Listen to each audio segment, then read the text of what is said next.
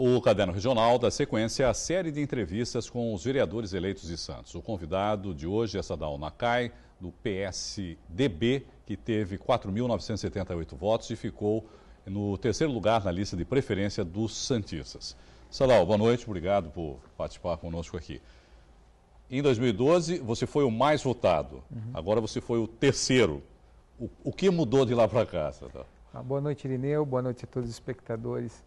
Olha, Irineu, o primeiro mandato eu estou indo para o terceiro mandato. O primeiro mandato foi um mandato de aprendizado.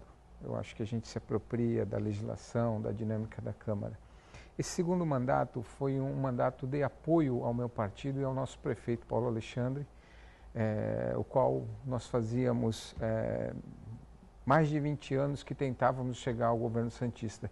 Então, eu dei todo o apoio, seja como presidente da Câmara ou como líder do governo, a função que eu exerço hoje, para que nós pudéssemos implantar as políticas que o governo está consolidando.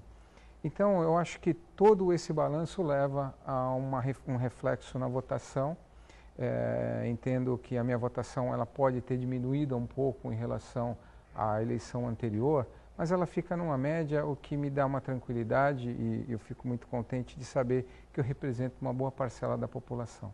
Eu queria falar um pouquinho também a respeito disso que você colocou, quer dizer, no seu primeiro mandato foi um mandato de aprendizado, como você colocou. Isso. Eu conversei ontem aqui com o Fabrício DVD, ele também vai exercer agora o primeiro mandato dele, apesar de já ter sido suplente justamente pelo PSDB, né, na época, quando ele foi suplente, então de alguma maneira ele pode ter tido algum tipo de experiência.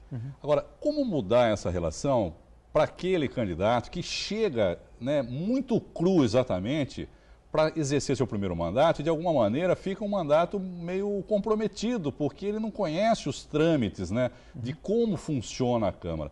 Como tentar mudar isso? Não deveria haver algum tipo de preparação também para as pessoas nesse sentido, Sadal? Olha, Irineu, eu acho que a preparação necessariamente ela não se faz através do mandato. No mandato ele vai exercitar.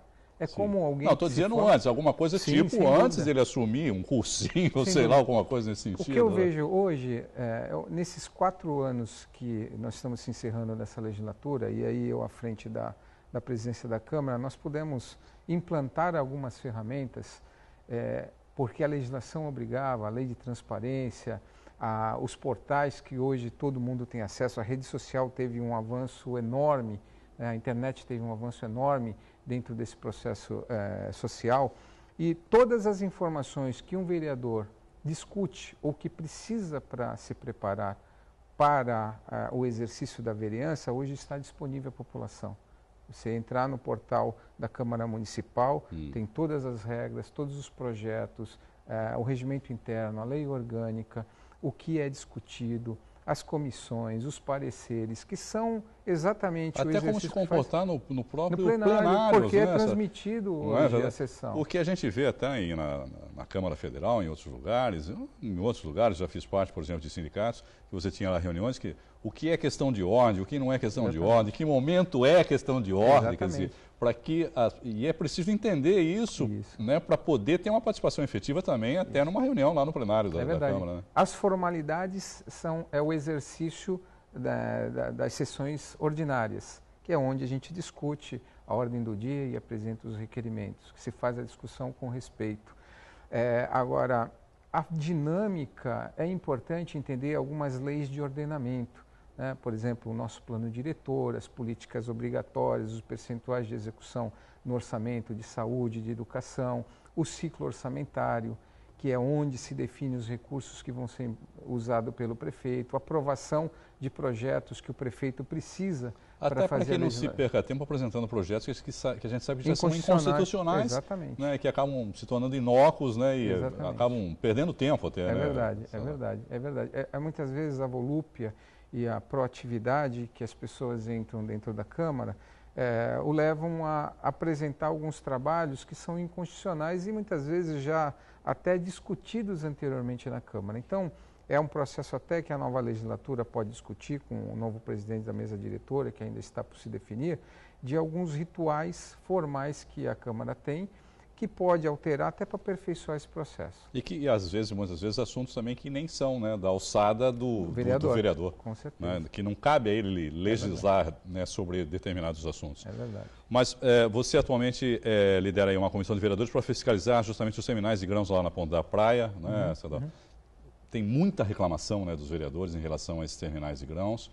O que pode ser feito lá, o que é possível, né, de se realizar para tentar controlar pelo menos os danos ambientais nessa área importante, não é, da cidade? É verdade. E nós tivemos bastante avanço. Eu presido essa comissão já desde a legislatura passada e nessa legislatura plenamente. Teve uma grande evolução e aí eu oferto essa informação à população geral, não só do bairro, que a partir do decreto presidencial de 2015, que passou as licenças de operação, que anteriormente eram o IBAMA que tinha competência, isso foi passado para o órgão estadual. A CETESB passa a fazer a licença de operação.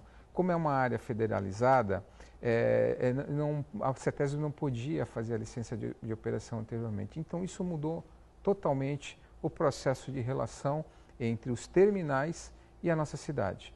Porque essa sempre foi uma dificuldade também, não é? Total, Quer dizer, total. é como se você tivesse uma cidade dentro da cidade, mas você não pode ter interferência naquela cidade que é federal. Isso, porque a nossa legislação não alcança, né, uma obrigatoriedade para os terminais cumprirem.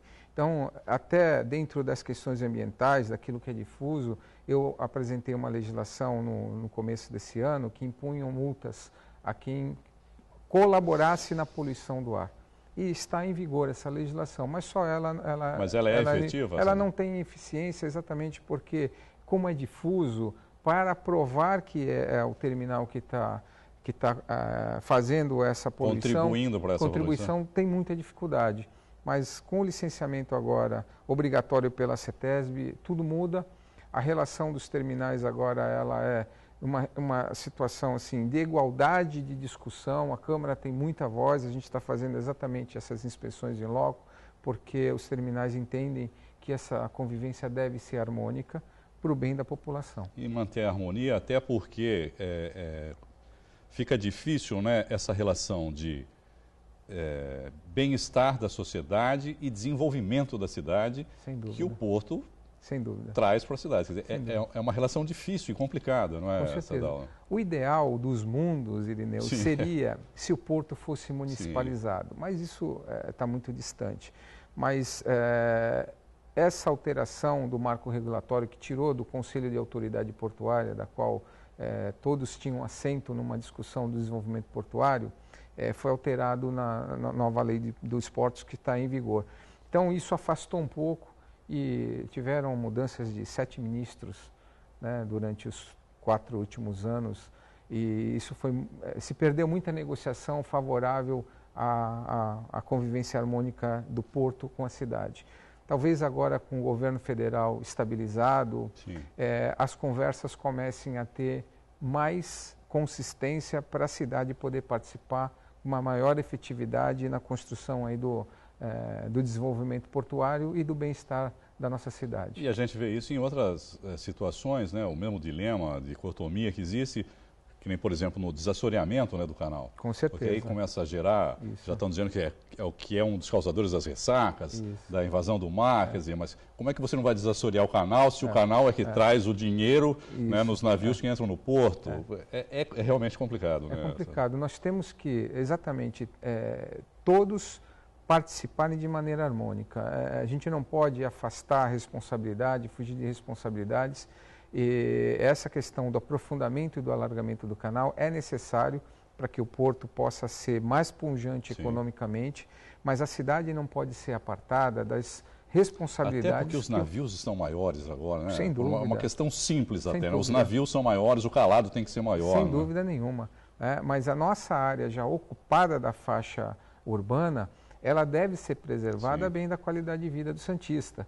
E isso é muito tranquilo se todos os estudos apontarem para a mitigação dos impactos do aprofundamento e do alargamento, o que não acontece hoje no EIA-RIMA.